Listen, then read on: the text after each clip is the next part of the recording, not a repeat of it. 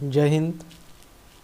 Certain cases में क्या होता है कि हमें डायरेक्शन कंट्रोल करने की ज़रूरत पड़ती है। जैसे कि हमने आपको पिछले वीडियो में बताया था कि किस तरह से मोबाइल फ़ोन्स के चार्जर मेन बोर्ड से कनेक्ट होकर वर्क करते हैं और किस तरह से डायोड जो है करंट को एक ही डायरेक्शन में फ्लो करने के लिए अलाउ करती है। तो अगर हम इस प्रिंसिपल का यूज़ करते हुए एक ऐसा डिवाइस बनाएं जो करंट को एक ही डायरेक्शन में फ्लो करने के लिए अलाउ करें, मैं यहाँ अल्टरनेटिव करंट्स की बात कर रहा हूँ। चूँकि डीसी करंट जो होती हैं वह ऑलरेडी यूनी डायरेक्शनल होती हैं, उनका डायरेक्शन फिक्स होता है, लेकिन जो अल्टरनेटिव करंट्स होती हैं, अल्टरनेटिव करंट्स का डायरेक्शन जो होता है वह बदलते रहता है। ठीक है, वह बदलते रहता है। क्यों बदलते रहता है ये अलग मैटर है और इसे हम लोग अल्टरनेटिंग करंट में पढ़ते हैं। ठीक है, लेकिन बदलता है। तो जब अल्टरनेटिंग करंट का डायरेक्शन बदलते रहता है तो हम लोग क्या ऐसा उपाय करें कि अल्टरनेटिंग करंट का डायरेक्शन यूनी डायरेक्शनल हो जाए। कैसे करेंगे, कैसे एक डुअल डायरेक्शनल करंट को मल्टी डायरेक्शनल में यूनी डायरेक्शनल करंट में चेंज करेंगे। आज के टॉपिक में हम वही जानेंगे, इस प्रोसेस के बारे में और इस डिवाइस के बारे में। तो आइए शुरू करते हैं। जैसा कि आप लोग ये इमेज देख पा रहे हैं, यह क्या है? तो यह एक रेक्टिफायर है। ठीक है, यह एक रेक्टिफायर है, इसको हम लोग कहते हैं रेक्टिफायर। यह डिवाइस आपने देखा होगा अपनी लाइफ में, बहुत जगह इसका यूज होता है। ठीक है, यह क्या है? यह एक रेक्टिफायर है। इसको क्या बोलते हैं? रेक्टिफायर। एक्चुअली यह डिवाइस करता क्या है? तो यह करंट जो होती है ना, इलेक्ट्रिक करंट, जो किस सोर्स से आती है? एसी सोर्स से। किस टाइप की करंट? इलेक्ट्रिक करंट जो अल्टरनेटिव करंट के सोर्स से आ रही है, उसको यह यूनी डायरेक्शनल करंट में बदल देता है। किस डायरेक्शनल, कैसे करंट में बदल देता है? यूनी डायरेक्शनल करंट में।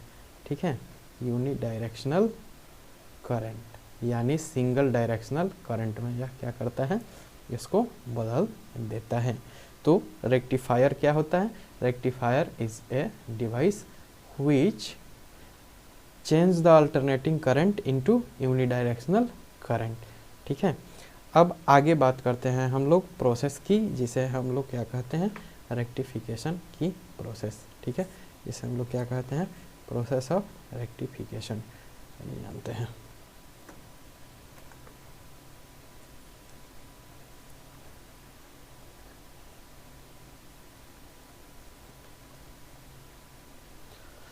देखिए, जैसा कि आपको पता है कि डायोड का काम क्या है? डायोड का काम है एक ही डायरेक्शन में करंट को फ्लो करने के लिए अलाउ करना। ठीक है, एक ही डायरेक्शन में करंट को फ्लो करने के लिए अलाउ करना। तो रेक्टिफायर क्या है? Rectifier is a device which allow current in only one direction. यानी डायोड किसके, रेक्टिफायर किसके प्रिंसिपल पे काम करता है? तो डायोड के प्रिंसिपल पे। और यह प्रोसेस क्या कहलाती है? यह प्रोसेस कहलाती है रेक्टिफिकेशन। करंट को एक डायरेक्शन में चेंज करना क्या कहलाता है? रेक्टिफिकेशन। जैसा कि हम लोग जानते हैं ये क्या है? यह एसी करंट का अगर हम ग्राफ खींचें तो इसको हम लोग वाई एक्सिस मानते हैं और ये माइनस वाई होता है। ठीक है, और ये कौन सा होता है? एक्स। तो अगर मान लीजिए कि वोल्टेज बढ़ाएं और घटाएं, अगर हम करंट का ग्राफ यहाँ पे बनाएं अल्टरनेटिव करंट के लिए, तो वह ग्राफ कैसा बनता है? अल्टरनेटिव करंट के लिए वह प्लॉट्स ऐसे बनते हैं, फिर निगेटिव में जाते हैं, फिर पॉजिटिव में जाते हैं, फिर निगेटिव में। यानी इस तरह से जो होता है इलेक्ट्रिक करंट का फ्लो होता है। किसके लिए? अल्टरनेटिव करंट के लिए। लेकिन जो डीसी होता है उसके लिए यूनी डायरेक्शनल ही होता है, वह निगेटिव और पॉजिटिव दोनों में नहीं जाता। यह पॉजिटिव है और यह निगेटिव है, तो यह पॉजिटिव और निगेटिव दोनों डायरेक्शन में फ्लो करता है। क्यों करता है? हम पहले ही बता चुके हैं कि यह अलग मैटर है, जिसे हम लोग अल्टरनेटिंग करंट में पढ़ेंगे। ठीक है, इलेक्ट्रिसिटी में पढ़ेंगे। तो अगर हम बात करें कि यह अगर मल्टी डायरेक्शन में फ्लो कर रहा है और डायोड का काम क्या है, तो डायोड का काम है करंट को यूनी डायरेक्शन में चेंज करना, करंट को क्या करना, करंट को किसी एक ही डायरेक्शन में अलाउ करना। अब करते क्या हैं कि एक डायोड वाल्व बनाते हैं, ठीक है, एक डायोड वाल्व हो गया, इसमें ये क्या हो गया, इसमें ये एनोड प्लेट हो गया और इधर मान लीजिए कि कैथोड प्लेट हो गया। तो एनोड और कैथोड प्लेट को हम लोग क्या करते हैं, इसको हम लोग ऐसे कनेक्ट कर दिए, ठीक है, और कनेक्ट करके इसमें हम लोग एक सोर्स कनेक्ट कर दिए। कौन सा सोर्स, अल्टरनेटिंग करंट का सोर्स, ठीक है। ये कौन सा है, ये एनोड है और ये कैथोड है, जो दोनों एक ग्लास में क्या रहती है, क्लोज रहती है। अब होता क्या है कि इसे हम लोग कैसे वर्क कराते हैं उसको देखते हैं। तो देखिए, जब हम यहाँ से वोल्टेज अप्लाई करेंगे और जब कैथोड को हीट करेंगे तो कैथोड क्या करेगा, देखिए दो केस है, कैथोड क्या हो जाएगा, जब कैथोड हीट होगा तो इससे इलेक्ट्रॉन निकल के इसके ओर जाएगी ऐसे, ठीक है, और यहाँ पे स्पेस चार्ज बनेगा, और जब इसको हम लोग वोल्टेज देंगे, पॉजिटिव वोल्टेज इसके अपेक्षा, तो यह इस इलेक्ट्रॉन को क्या करेगा, अपने ओर अट्रैक्ट कर लेगा, ठीक है। और इस तरह से केस 1 में, अगर दो केसेस हम लोग मानते हैं, तो केस 1 में क्या होगा, केस 1 में होगा, मान लीजिए केस 1 ये है कि हम लोग करंट किसको, हीट किसको कर रहे हैं, तो हम लोग हीट कर रहे हैं कैथोड को, ठीक है, कैथोड को हम लोग हीट कर रहे हैं। तो कैथोड से क्या निकल रहा है, इलेक्ट्रॉन निकल रहा है, ठीक है, और यह इलेक्ट्रॉन किसके पास जा रहा है, एनोड के पास, किसके पास जा रहा है, एनोड के पास। अब हम क्या करते हैं कि एनोड को पॉजिटिव पोटेंशियल पे रखते हैं, कैथोड को निगेटिव। तो जो इलेक्ट्रॉन होता है, इलेक्ट्रॉन कैथोड से एनोड की ओर जाता है और इलेक्ट्रॉन के मोशन के ठीक अपोजिट डायरेक्शन में करंट का मोशन मानते हैं। तो करंट जो होता है, प्लेट करंट ऐसे क्या होने लगता है, फ्लो होने लगता है। अब हम लोग मान लेते हैं केस 2, हम क्या कर दिए केस 2 में कि हम कैथोड जो है इसको हम हीट किए, तो हीट किए तो क्या निकला, हीट करने पे यहाँ से निकला इलेक्ट्रॉन, ठीक है, हीट करने से यहाँ से निकला इलेक्ट्रॉन। अब हमने क्या किया कि कैथोड को इसको रख दिया हमने पॉजिटिव पोटेंशियल पे और इसे एनोड की ओर जाना था, और एनोड को हमने क्या कर दिया, इसे हमने निगेटिव पोटेंशियल पे रख दिया। अब इलेक्ट्रॉन पे कौन सा चार्ज है, निगेटिव, और एनोड पे कौन सा चार्ज है, निगेटिव। तो ये निगेटिव और ये निगेटिव, इनके बीच कैसा फोर्स वर्क करेगा, तो फोर्स ऑफ रिपल्सन, ये एक दूसरे को क्या करेंगे, रिपेल करेंगे। तो इस कंडीशन में क्या होगा, रिपेल करेंगे तो इलेक्ट्रिसिटी जो करंट है वह करंट फ्लो होगा, बिल्कुल नहीं होगा, इलेक्ट्रॉन एनोड तक नहीं पहुंच पाएंगे। देखिए, इलेक्ट्रॉन कैथोड से निकलेंगे हीट के वजह से, ठीक है, इलेक्ट्रॉन ऐसे निकलेंगे, लेकिन ये इसको रिपेल कर देगा, तो रिपेल करेगा तो ये क्या हो जाएगा, यह इस तक नहीं पहुंच पाएगा और सर्किट क्या होगी, ओपन सर्किट होगी। तो इस कंडीशन में क्या होगा, इलेक्ट्रिक करंट जो है ना वह जीरो हो जाएगी, कोई करंट यहाँ पे फ्लो नहीं होगी, ठीक है। तो हम लोग अगर हम लोग इस सिद्धांत, इस प्रिंसिपल को समझें, तो केस 1 में जब कैथोड निगेटिव पोटेंशियल पे है और एनोड पॉजिटिव पोटेंशियल पे है तो करंट फ्लो होगी, अन्यथा नहीं होगी, ठीक है। तो प्रिंसिपल क्या बना कि कैथोड को हमें क्या रखना है, लोअर पोटेंशियल पे, ठीक है, इसको रखना है निगेटिव पोटेंशियल पे, और एनोड को किस पोटेंशियल पे रखना है, इसको रखना है पॉजिटिव पोटेंशियल पे। और इसी केस में करंट क्या होगा, इसी केस में करंट फ्लो होगा। इसको क्या कहते हैं, इसे हम लोग कहते हैं हाफ वेव रेक्टिफिकेशन। देखिए कैसे होगा हाफ वेव रेक्टिफिकेशन, तो इसको हम लोग एक बार फिर से समझने की कोशिश करते हैं। तो मान लीजिए कि ये हम एक एक ग्राफ ड्रॉ कर रहे हैं। यह ग्राफ किसका है? यह ग्राफ है एसी सोर्स के इनपुट का। तो इनपुट जब हम देंगे तो इनपुट करंट ऐसा होगा, ठीक है। करंट का डायरेक्शन ये होगा, करंट का डायरेक्शन ऐसे होगा। एसी सोर्स में करंट ऐसे ही चलता है, ठीक है। लेकिन जब हम डायोड लगा देंगे तो वहाँ पे आउटपुट कैसा होगा, ठीक है, समझते हैं। ये डायोड हो गया, ठीक है, डायोड चलिए बना लेते हैं। ये डायोड हो गया। तो डायोड जो हो गया, डायोड में एनोड किधर होता है और कैथोड किधर होता है, ठीक है। तो मान लीजिए कि ये एनोड हो गया और ये कैथोड हो गया।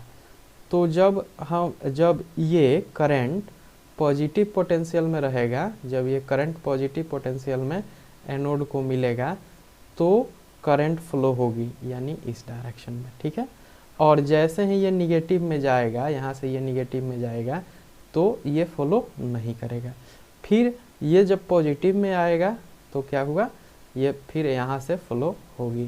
तो अब देखिए ये कैसे फ्लो हो रही है। यह हाफ वेव, यहाँ से यहाँ तक फुल कहते हैं ना, यहाँ से यहाँ तक के वेव को एक फुल वेव कहते हैं हम लोग, ठीक है। तो हाफ फ्लो हो रहा है और हाफ फ्लो नहीं हो रहा है, ठीक है। तो इसको हम लोग क्या कहते हैं, इसको कहते हैं half wave rectification. Half wave rectification क्या कहते हैं, हाफ वेव रेक्टिफिकेशन। तो हाफ वेव रेक्टिफिकेशन में क्या होता है, एक डायोड लगा रहता है और एक डायोड को जब हम लोग ये करते हैं, ऑपरेट करते हैं, तो जब इनपुट 1 रहता है तो आउटपुट 0, इनपुट 0 तो आउटपुट 1 रहता है डायोड में, ठीक है। या ऐसे भी हम लोग समझ सकते हैं कि जब पॉजिटिव में रहेगा करंट तो फ्लो होगा, अन्यथा फ्लो नहीं होगा। यानी हाफ वेव का ग्राफ बनेगा और हाफ वेव का ग्राफ नहीं बनेगा। तो इसे हम क्या कहेंगे, हाफ वेव रेक्टिफिकेशन। लेकिन देखिए अगर हम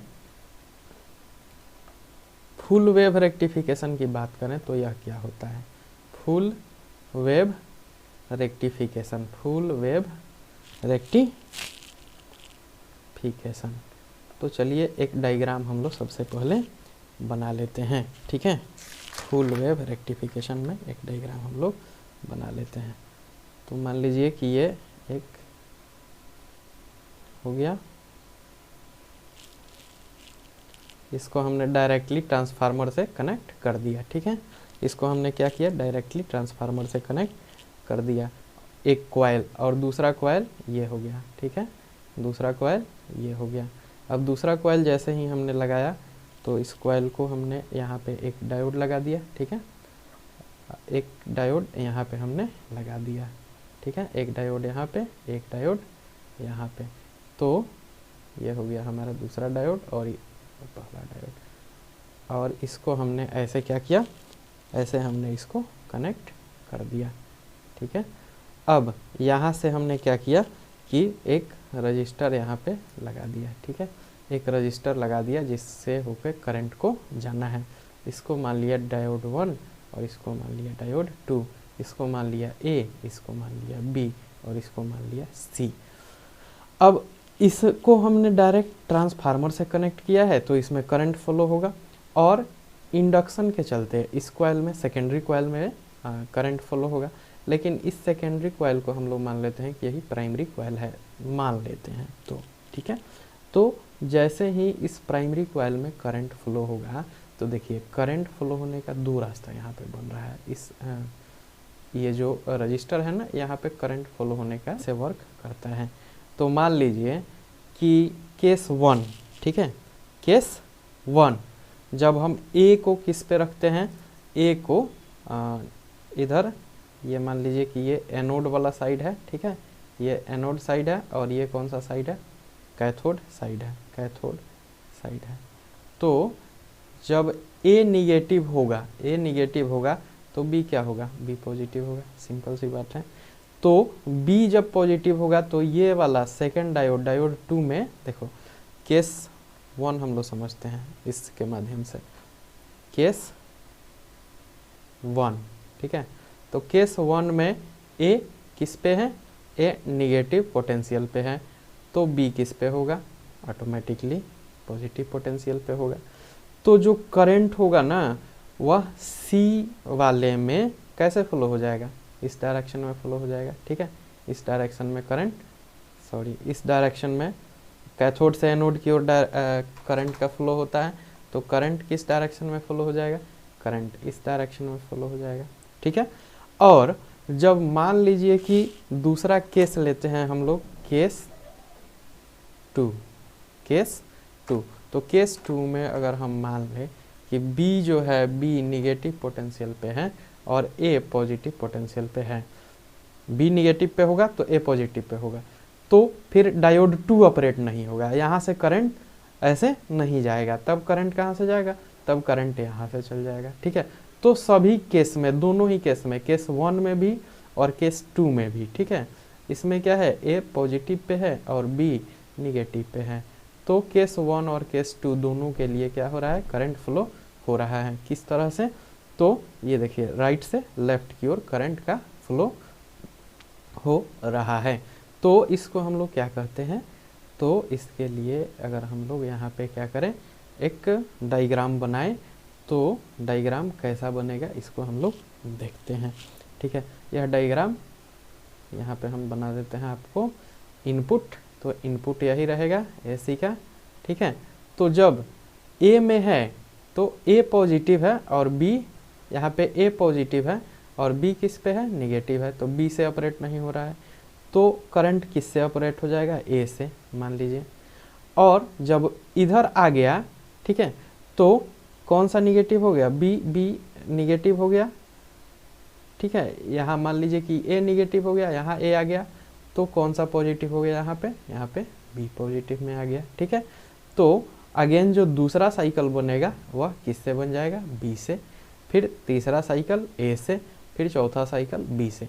तो इस तरह से डायोड 1, ठीक है, डायोड 2, डायोड 1, डायोड 2, इस तरह से अल्टरनेटिवली ये ऑपरेट होते रहेंगे। और जब ये अल्टरनेटिवली ऑपरेट होते रहेंगे ना, तो इसको हम लोग क्या कहते हैं, इसको हम लोग कहते हैं ये यूनिडायरेक्शनल और फुल वेव। यहाँ पे आप लोग देख रहे हैं कि यहाँ से यहाँ तक ये फुल वेव ऑपरेशन हो रहा है, फुल वेव ऑपरेट हो रहा है, तो इसको हम लोग क्या कहते हैं, फुल वेव रेक्टिफिकेशन।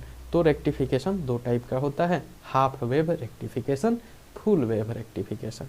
जब हमें फुल वेव रेक्टिफिकेशन चाहिए तो 2 डायोड का यूज़ करेंगे, और जब हमें हाफ वेव रेक्टिफिकेशन चाहिए तो सिंगल डायोड का यूज़ करेंगे। तो ये रही डायोड की बातें।